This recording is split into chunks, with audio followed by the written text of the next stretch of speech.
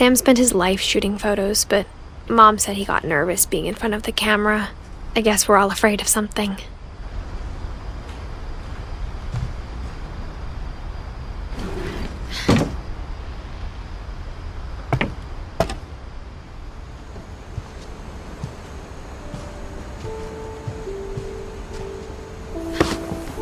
After Sam died, my mom and Edie got really close. They'd both lost a lot.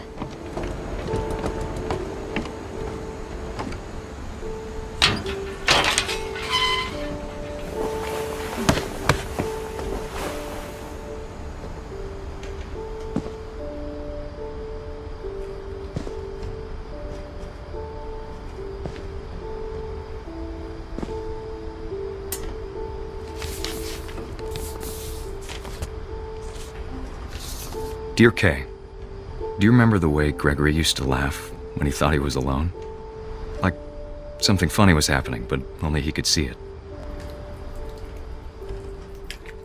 I think he saw things the rest of us don't.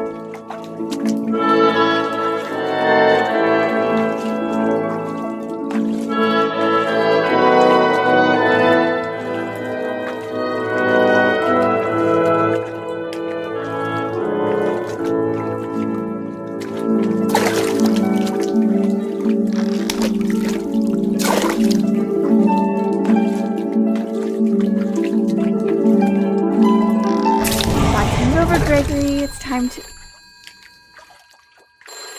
Hold on, sweetie. Hello? Sam, I told you I don't want to talk right now. I wonder what he saw. What his world was like.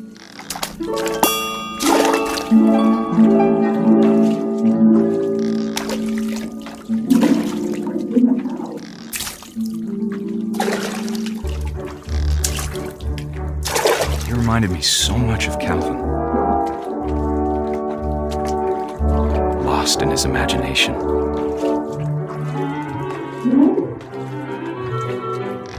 Whatever it was he saw, it sure made him happy.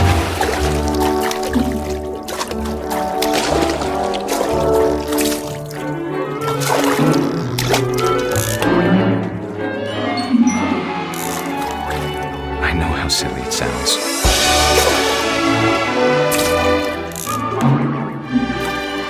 But I worried about a baby being too happy. But I could feel him slipping away. Sorry about that, Gregory. I know you did everything you could. Maybe if I hadn't called that night.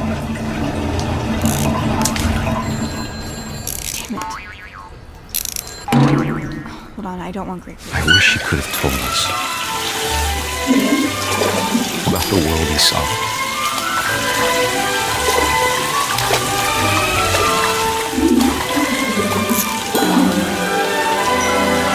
There's so much I don't understand about Gregory, about everything.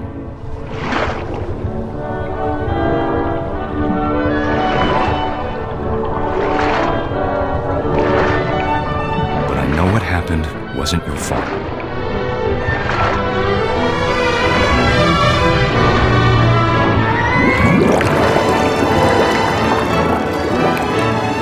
I'm sure he's happy. And he'd want you to be happy too.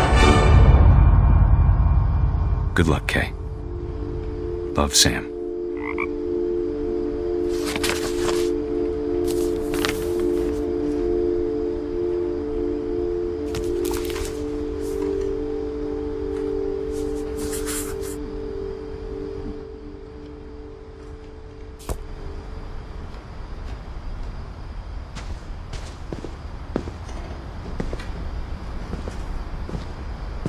I can't imagine my mom ever writing poetry, and yet...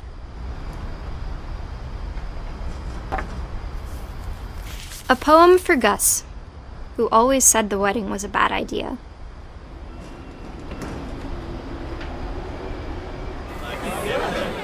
Our father never hit us kids, at least not very hard, before the day my brother said with teenage disregard that he'd be dead before he'd see a wedding in our yard.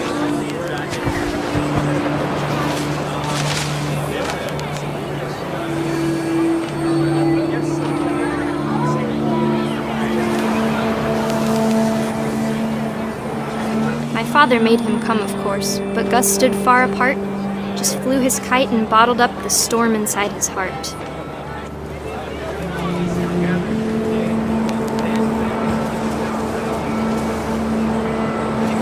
I tried to talk him out of it, but though he'd never met her, "We don't need a stepmom," were the words that I now pronounce you husband and wife. You may kiss the bride.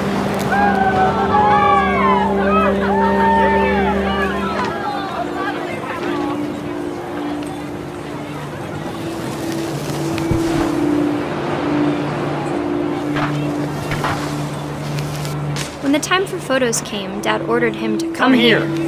But Gus declined, and as a sign held up his middle finger.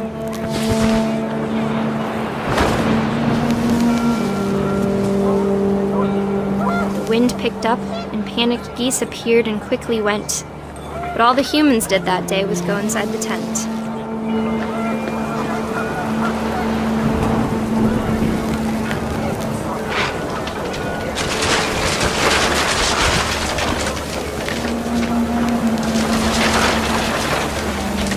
The rain came down in buckets then, but no one seemed afraid that nature might destroy the tent our dad had crudely made.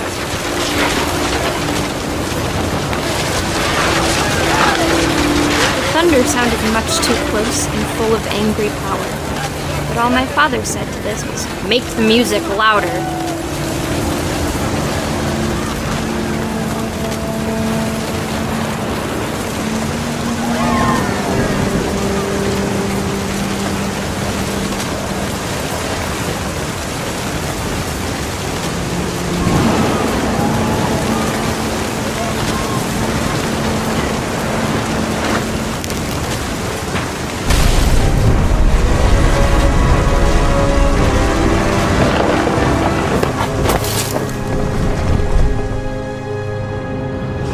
I wish that I could truly say I thought about you on that day.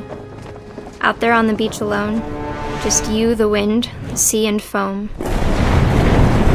But I didn't, until we found you.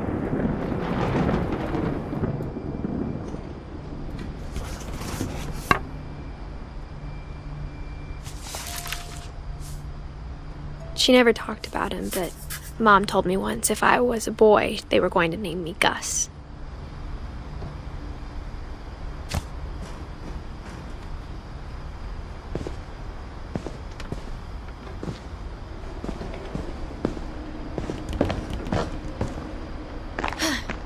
My mom moved up to the loft after her brothers died.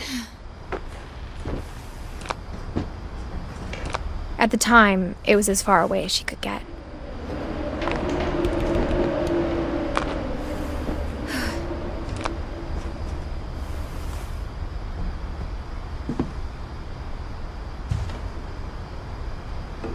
Religion was another thing my mom never talked about, but I think it helped her a lot after her dad died.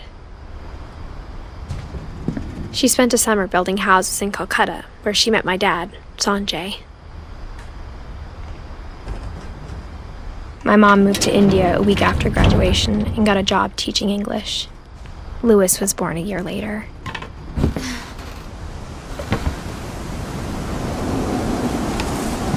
When my dad died, I don't think Mom knew where else to go. I'm sure Edie was happy to have her back.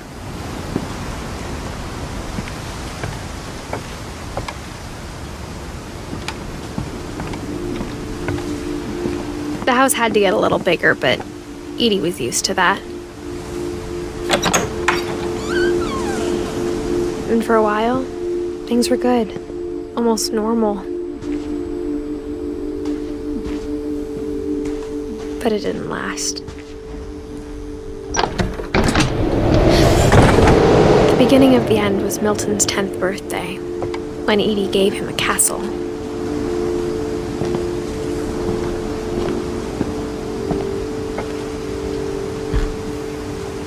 After Milton disappeared, the only thing he left behind was a room full of paintings.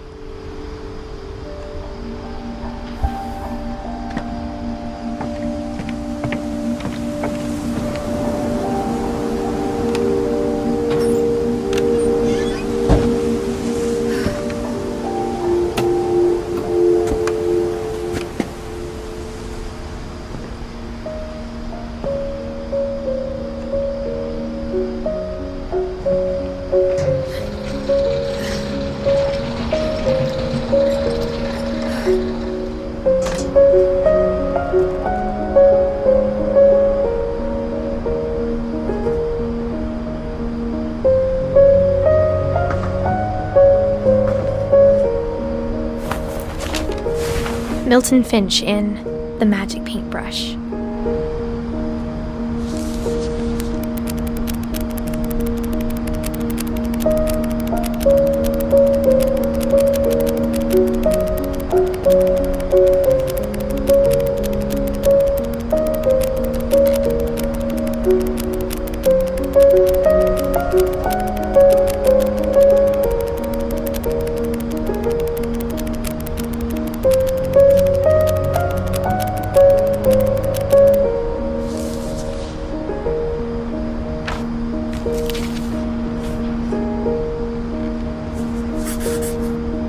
I was 4 when Milton disappeared.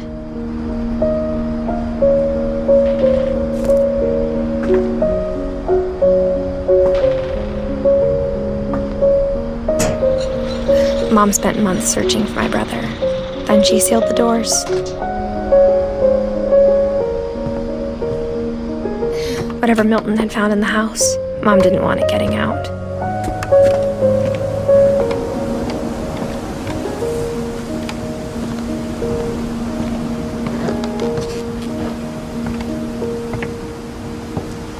Mom definitely blamed Edie, but I think Lewis blamed himself.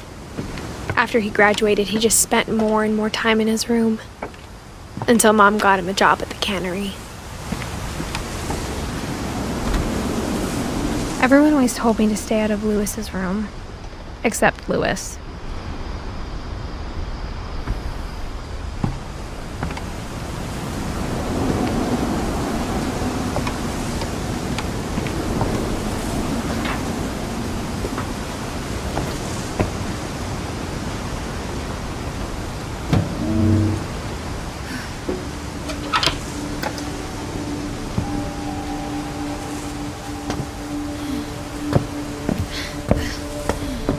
Lewis's room smelled very, very familiar. That part of him lived on.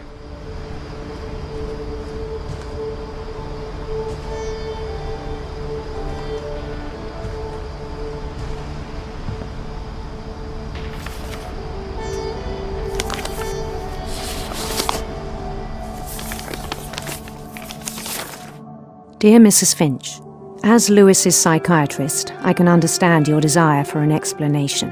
As I see it, the trouble began in January, shortly after we convinced your son to seek treatment for substance abuse. Newly sober, I believe Lewis first noticed the monotony of his daily life.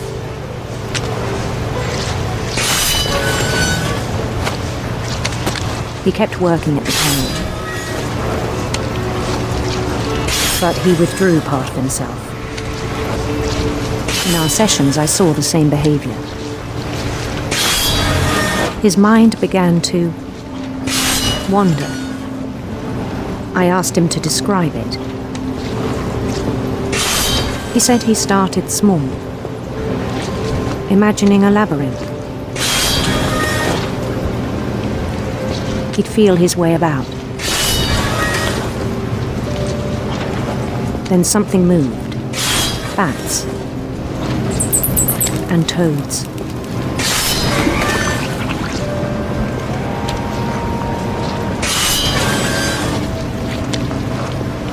And things that have not names. He knew it was all in his head.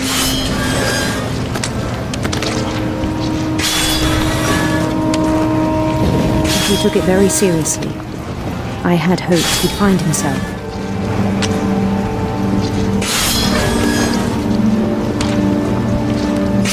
But he found something more. I worried about him then. Daydreaming at the cannery, I spoke with his boss. But he said Lewis had become a model employee. Methodical, tireless, focused. Like a whole new Lewis. So I let him go on.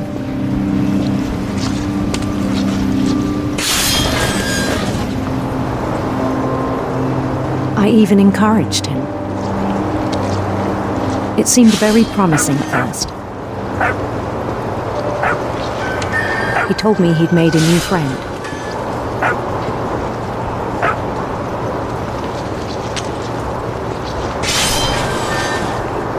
On the edge of a city he named Lewis Topia.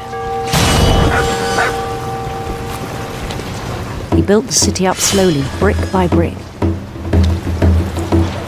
Then he made musicians.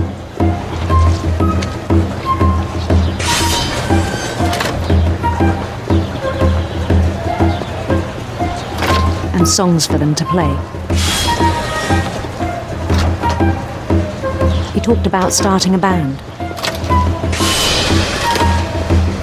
And he was always humming something. Every day his imagination grew stronger.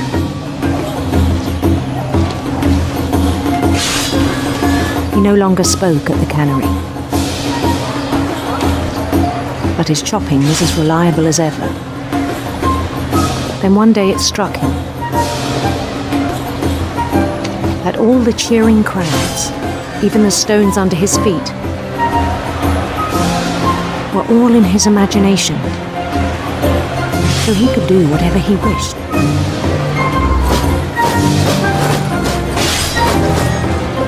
He held an election for mayor. And he won. They begged him to stay, but his mind was already wandering. It became a game for him.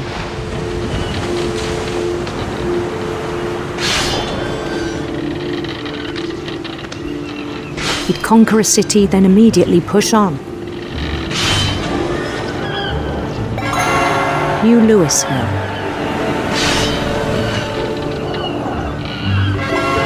St. Louis. He started drifting away from our reality.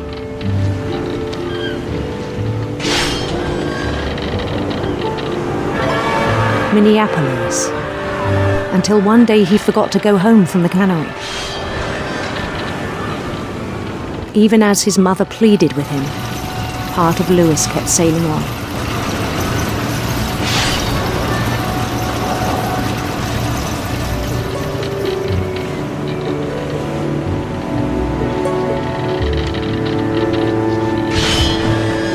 In Lewisburg, he heard rumors of a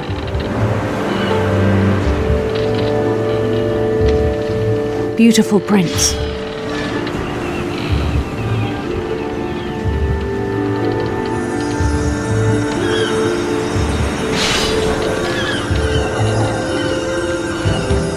The prince was on his own quest for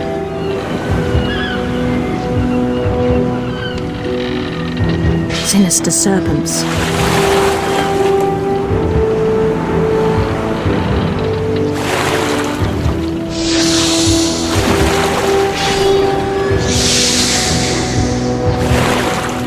He followed the sound of his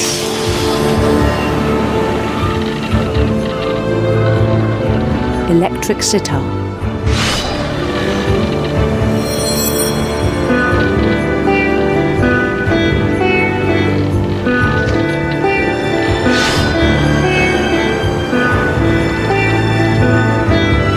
His chase led him to a golden palace east of the sun and west of the moon. Even then, his logic remained sound.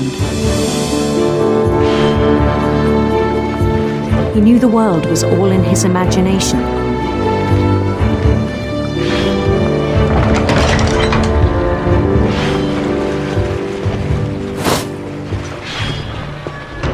but he was so proud of having created it.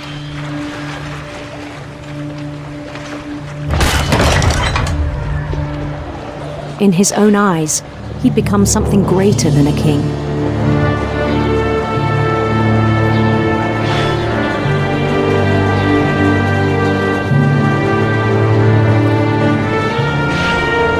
For someone who'd never known success in the real world, I think it was overwhelming. And then it struck him that the real Lewis was not the one chopping salmon, but the one climbing the steps of a golden palace.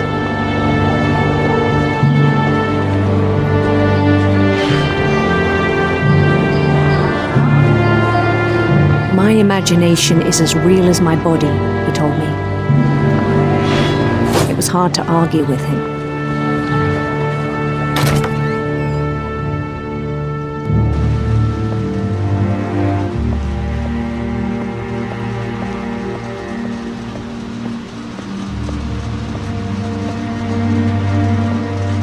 He began to forget the world we know.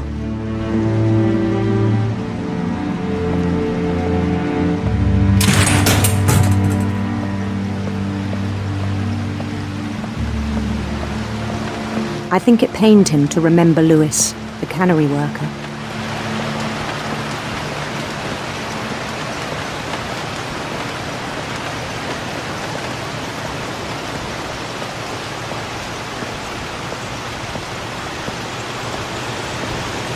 He began to despise the man with a royal contempt.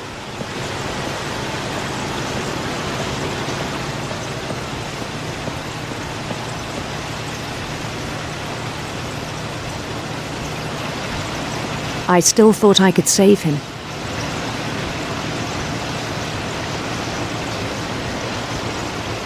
Even after he said he was being crowned king over all the lands of wonder.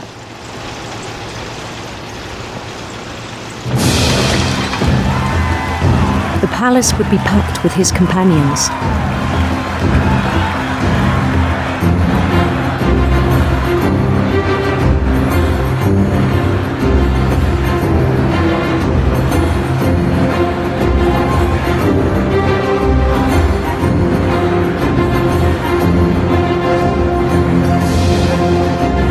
Including the wise Calico who'd insisted on advising him.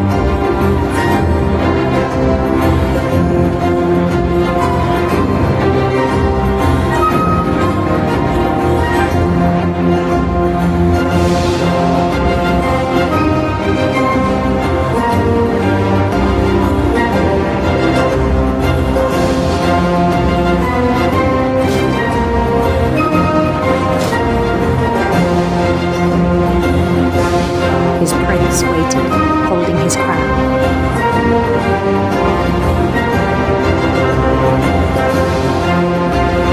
There was only one thing left to do.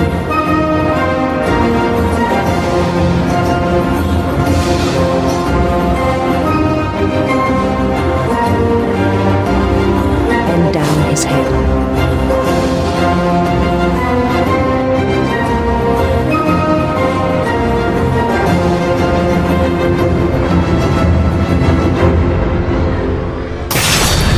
The rest I think you know. Mrs. Finch, your son was a kind man who will be missed by all of us who knew him.